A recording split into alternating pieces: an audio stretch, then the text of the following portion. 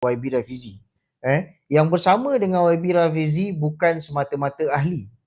Sebab memang kita tak boleh nafikan tak semua orang dia suka untuk melibatkan diri dia dengan mana-mana parti politik. Tapi dia ambil tahu pasal ekonomi.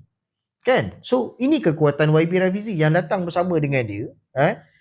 Ahli yang menyokong dia, ahli yang tak menyokong tu, itu normal lah. Akan ada orang yang sokong kita, akan ada orang yang tak sokong kita.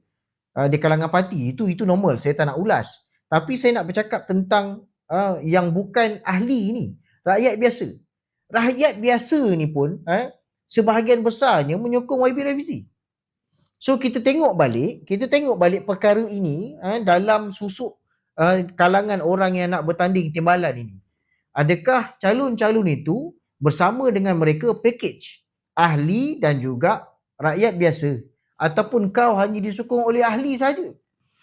Ini perkara yang perlu kita ambil timbang tara kan. Kalaulah nak yang menjadi calon-calon timbalan ini yang bersama kamu cuma ahli-ahli saja, jadi maknanya tak bolehlah kita kata awak membawa satu package untuk berdiri sebagai orang nombor 2 dalam parti. Tak bolehlah. Ini maksud saya tadi. Kau kena prove something lah. Kau kena prove something. Ada dah komen ni. Betul.